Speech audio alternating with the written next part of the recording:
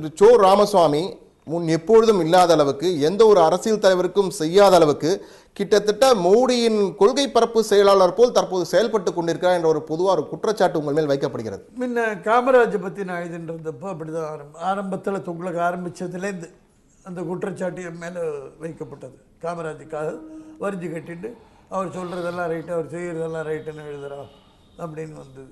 அப்புறம் மொரார்ஜி தேசாயை நான் சப்போர்ட் பண்ணப்போ இவன் மொரார்ஜி பக்கம் இருக்கான் அப்படின்னு வந்தது. அதுக்கப்புறம் வாஜ்பாய் அத்வானியை சப்போர்ட் பண்ணப்போ இவன் அவங்களுக்காக எழுதுறான் அப்படின்னு வந்தது. இப்போ மோடிக்காக ஒவ்வொரு தடவையும் நான் ஒரு சாய்ஸ் பண்ணுறேன். நான் ஒரு வாக்காளர் மாதிரி. இந்த தடவை இந்த கட்சி நல்லா இருக்கா, அதுக்கு போடு ஓட்டு, எதுன்னு பார்த்து சீர்தூக்கி மனசில் ஒரு முடிவுக்கு வந்து அதை எழுதுகிறேன். அதை உடனே இது ஒரு சார்பு நிலை, மோடிக்காக எழுதுகிறான், மோடிக்காக தான் எழுதுகிறேன். ஆனால் அது நல்லது, நல்லதுக்காக எழுதுறது தப்பா? மோடியை எதிர்த்து எழுதுறதா ரைட்டா? மோடியை எதிர்த்து எழுதுறது கெடுதல்னு நான் நம்புகிறேன். நான் நம்புறது தான் நான் செய்யணும், நீங்கள் நம்புறது நான் செய்யணும்னா உங்ககிட்ட பத்திரிகை கொடுத்துட்டு நான் பாட்டுக்கு போயிட்டே இருக்கலாமே. மோடியை வந்து நீங்கள் முன்னிறுத்தும் பொழுது அத்வானி உங்களுக்கு நெருங்கிய நண்பர், மோடிக்கு முன்னாலேயே நெருங்கிய நண்பர். அத்வானி பல கூட்டங்களுக்கு அழைத்திருக்கார், நீங்களும் ஒரே கூட்டங்களில் பல கூட்டங்களில் பங்கேற்றுள்ளீர்கள். இருந்தாலும் அத்வானி போன்ற ஒரு தலைவரை, ஒரு மூத்த தலைவரை முன்னிறுத்தாமல் மோடியை முன்னிறுத்துவதற்கு என்ன காரணம்? அத்வானி மேல் உங்களுக்கு நம்பிக்கை இல்லையா? அத்வானி மேலே எனக்கு நம்பிக்கை இல்லைன்னா நான் ஏன் அந்த கூட்டத்தில் என்ன சொன்னேன்? நான் அத்வானி மாதிரி நேஷனல் ஸ்டேச்சர் உள்ள தலைவரே கிடையாது, மோடியை வச்சுட்டு தான் சொன்னேன். அத்வானி மாதிரி ஸ்டேச்சர் உள்ள தலைவரே கிடையாது. அப்படிப்பட்ட ஸ்டேச்சர் உள்ள அத்வானி மோடியை முன்னிறுத்தி அவரை பிரதமர் வேட்பாளராக்க வேண்டும் அப்படின்னு சொன்னேன் நான் அந்த கூட்டத்தில் 2012. காரணம் என்ன? மோடியினுடைய விகர் அது தேவைப்படுறது. இன்னைக்கு அந்த ஒரு உத்வேகம் அது நாட்டுக்கு தேவைப்படுறது. யாருக்கு வின்னபிலிட்டி இருக்குன்னு பார்க்கணும். வின்னபிலிட்டி அவருக்கு பெருசாக இருக்குது அப்படின்ற காரணங்கள்னால தான் அவரை சொன்னேன் ஒழிய அத்வானி வந்து நான் மட்டம் தட்டி இல்லையே. அத்வானியே இவரை முன்னிறுத்தணும்னு அதனால தான் கேட்டுட்டேன். இவரோட உயர்ந்த நிலையை தான் அத்வானி கொடுத்தேன். ஆனால் மோடிக்கு உள்ள திறமைகள் அத்வானிக்கு இல்லை என்பதால் தான் நீங்கள் மோடியை வந்து முன்னிறுத்துங்க. இல்லை, மோடிக்கு இருக்கிற திறமைகள் அத்வானிக்கு இருக்கலாம், இல்லாமல் போகலாம். அது அவர் இருந்தது ஹோம் மினிஸ்ட்ரி ஒன்று தான் பண்ணிட்டு இருந்தார். அதை ஒழுங்காக பண்ணார், நல்லா பண்ணார். ஹோம் மினிஸ்டராக இருக்கும் பொழுது நல்ல நிர்வாகம் கொடுத்தார், நன்றாக செய்தார். அதனால் அவருக்கு நிர்வாக திறமை இல்லைன்னு நான் சொல்ல போகிறதில்லை. வினபிலிட்டின்னு பார்க்கணும், யார் மக்களை கவரக்கூடியவர் என்று அப்படின்றதையும் பார்க்கணும். மோடி மேல் வந்து பல குற்றச்சாட்டுகள் இருக்கிறது. குறிப்பாக பல எதிர்கட்சிகள் சொல்றது, காங்கிரஸ் கட்சிகள் மதவாதம் என்ற பெயரில் தான் மோடியை பார்க்கிறார்கள். காங்கிரஸ்காரன் பார்க்கலாம் சார், காங்கிரஸ்காரன் இன்னைக்கு எங்க இருக்கான்? காங்கிரஸ் ஆதரவு இன்னைக்கு எங்க இருக்கு? எவ்வளவு தூரத்தில் இருக்கு? எவ்வளோ கீழே இருக்கு? குறிஞ்சி எவ்வளோ தூரம் நீங்கள் கீழே பார்க்கணும், பள்ளத்துள்ள எட்டி பார்க்கணும், அந்த அளவில் இருக்கு ஆதரவு. சிறுபான்மை வாக்குகளை கவருவதற்கு காங்கிரஸ் மதசார்பற்ற என்ற கோஷத்தை எடுத்துக்கொள்கின்ற குற்றச்சாட்டு இருக்கிறது. அதே போல பெரும்பான்மையான இந்துக்களின் வாக்குகளை கவருவதற்காக மதவாதம் என்ற கோஷத்தை மோடி எடுத்துக்கொள்கின்ற குற்றச்சாட்டும் இருக்கிறது. அதை ஏற்கக்கூடாதா நீங்க? மதவாதம் இது வரைக்கும் மோடி என்ன பண்ணியிருக்கார் தயவு பண்ணி சொல்லுங்க. அவர் முஸ்லிம்ஸை வினோவர் பண்றதுக்கு தான் ட்ரை பண்றார். அவர் நம்பகத்தன்மையை கிரியேட் பண்ணுறதா ட்ரை பண்றார். இங்கே அவர் இதில் குஜராத் அசம்பிளிக்கு முஸ்லீம்ஸே நிறுத்தலைன்னாங்க அப்படின்னு ஒரு குற்றச்சாட்டு அவர் மேலே. அவருக்கு சரியான கேண்டிடேட் கிடைக்கல அந்த தொகுதிக்கு, அதனால் நிறுத்தலை. பட் முனிசிபல் எலெக்ஷனில் 100க்கு மேலே முஸ்லீம்ஸை நிறுத்தினார். எவர் இன்னைக்கு அவங்கெல்லாம் வார்ட்ஸில் இருக்காங்க, பஞ்சாயத்து தலைவராக இருக்காங்க, ஒவ்வொன்றத்தையும் உள்ளாட்சியில் பல பதவிகளை முஸ்லீம்கள் வகிக்கிறார்கள். அதற்கு அவர் வழி செய்திருக்கிறார். அவர் மேலே குஜராத் முஸ்லீம்ஸு எந்த அளவுக்கு போயிட்டாங்கன்னா மோடி முல்லா அப்படின்னு அவர் கூப்பிடுறாங்க. அதாவது அவர் ஒரு முல்லாவை பார்க்குறாங்க அவங்க.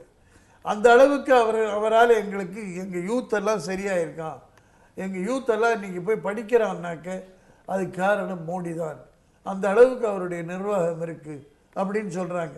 குஜராத்தில் முஸ்லீம்ஸ் ஓட்டு அவருக்கு வருதுன்னு எல்லா இது அனாலிசிஸ்லேயும் வருது. குஜராத்தில் முஸ்லீம் ஓட்டு வருது. என்ன அனுபவிச்சிருக்காங்க அவருடைய நிர்வாக திறமையும் அவருடைய நேர்மையும் மதச்சார்பின்மையையும் கூட. மதச்சார்பின்மைன்றது காங்கிரஸ் சொன்னாதான் மதச்சார்பின்மை. மைனாரிட்டிகளை ஆதரித்து மெஜாரிட்டிகளை எதிர்த்தால் தான் மதச்சார்பின்மை. இப்படின்றதெல்லாம் இன்னைக்கு வந்து விட்ட வக்கரங்கள். அது வேணுமானால் அவர்கிட்ட இல்லாமல் இருக்கலாம் வழிய எல்லாரும் ஈக்குவல் சிட்டிசன்ஸாக நான் பார்க்குறேன்றார். ஆனால் மோடியோடைய நெருங்கிய சகாவாக அறியப்பட்டவர் உத்தரப்பிரதேசத்தின் தேர்தல் குழு தலைவராக இருக்கார் பாஜகவோட திரு அமித்ஷா. அவர் வந்து நாங்கள் ஆட்சிக்கு மீண்டும் வந்தால் ராமர் கோயில் விவகாரம் மீண்டும் நாங்கள் தோண்டி எடுப்போம், ராமர் கோயில் கட்டியே தீர்வோம் என கூறுகிறார். ஒரு சர்ச்சைக்குரிய பிரச்சனையை மீண்டும் எடுப்போம் என்று கூறுவது சிறுபான்மையை அச்சுறுத்துவதாக நீங்கள் பார்க்கவில்லையா? இதில் சிறுபான்மைக்கு அச்சுறுத்தல் எங்க இருக்கு? ராமர் கோயில் கட்டுவேன்றது சிறுபான்மைக்கு அச்சுறுத்தல.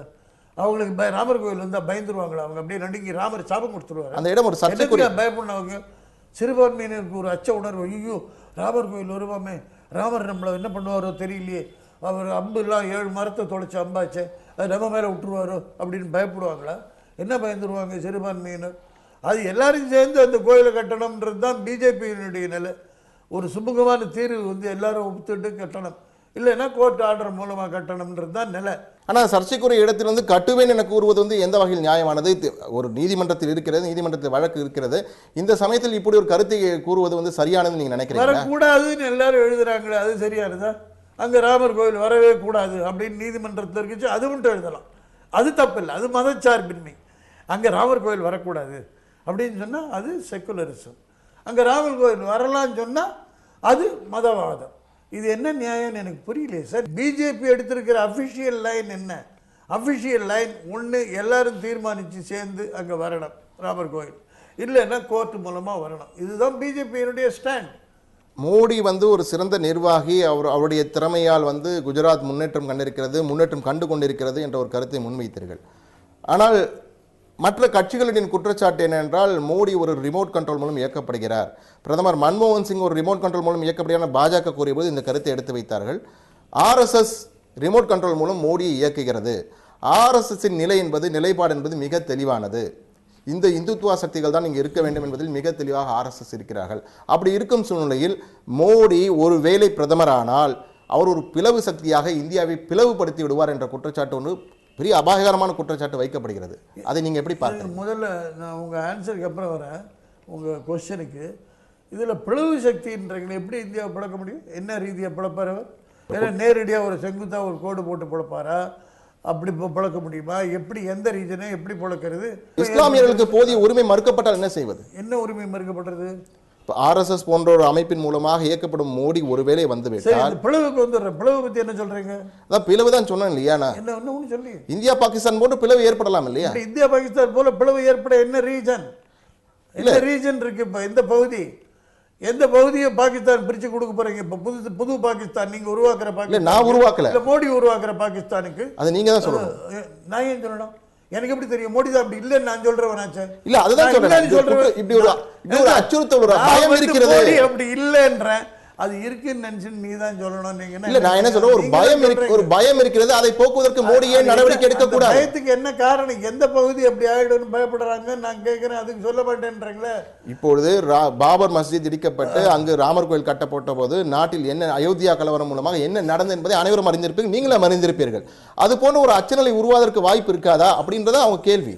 இது போல அயோத்தியா மாதிரி இன்னும் எந்த இடத்தை இடிக்க? நிறைய கோயில் இருக்கிறது. அஜ்மீரில் ஒரு தர்கா இருக்கிறது, அதுக்கு ஒரு அச்சம் ஏற்கனவே இடிக்க போறாங்கன்னு நான் சொல்லல, பேசப்படுது. அதனால நாடு எங்க பிளவுபடும்? துண்டு துண்டா ஒவ்வொரு இடத்துல, கொஞ்சம் ஹைதராபாத்ல கொஞ்சம், தமிழ்நாட்டில் கொஞ்சம், மைசூர்ல கொஞ்சம், கர்நாடகாவில் கொஞ்சம், இதுல மத்திய பிரதேசம், இப்படின்னு பிளவாகுமா? துண்டு துண்டா பிளவாகி சின்ன சின்ன ரீசனா ராயப்பேட்டா, மவுண்ட் ரோட் அப்படின்ற மாதிரி ஒவ்வொரு நாடு உருவாகுமா? என்னது இது பிளவுபடுத்திடுவார்னு பேசுறது? பேத்தலா இருக்காது. அது தவிர ஆர்எஸ்எஸ் இந்த நாட்டில் முஸ்லீம்களுக்கு எந்த உரிமையும் கிடையாதுன்னு அவங்க ஒன்றும் பேசலை. ஹிந்துத்வா அப்படின்றீங்க. ஹிந்துத்வான்றது ஒரு செக்குலர் கான்செப்ட் அப்படின்னு நான் சொல்லலை, ஆர்எஸ்எஸ் சொல்லலை, மோடி சொல்லலை, பாஜக சொல்லலை, சுப்ரீம் கோர்ட் சொல்லியிருக்கு. அங்கே போனப்போ ஹிந்துத்வா எப்படி பேசலாம்னப்போ, Hindutva is a secular concept.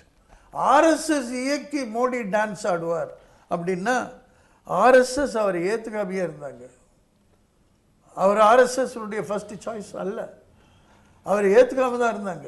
ஆனால் அவருடைய மக்களை ஈர்க்கும் சக்தி, அவருடைய நேர்மை, அவருடைய நிர்வாக திறன், அதையெல்லாம் பார்த்து ஆர்எஸ்எஸ் தான் அவரை சப்போர்ட் பண்ணுறாங்களே ஒழிய ஆர்எஸ்எஸ் அவரை இயக்கி முன்னிறுத்தலை. எஃப்டிஐ காங்கிரஸ் பண்ணுறது தான் ரைட். ஊழல் ஒரு பக்கம், மதவாதம் சாதியம் ஒரு பக்கம் இருந்தால் எதை நீங்கள் ஆதரிப்பீர்கள்? ஜெயலலிதாவின் தற்போதைய ஆட்சியில் குறைகள் ஏதேனும் உங்கள் கண்களுக்கு தெளிப்படுகிறதா?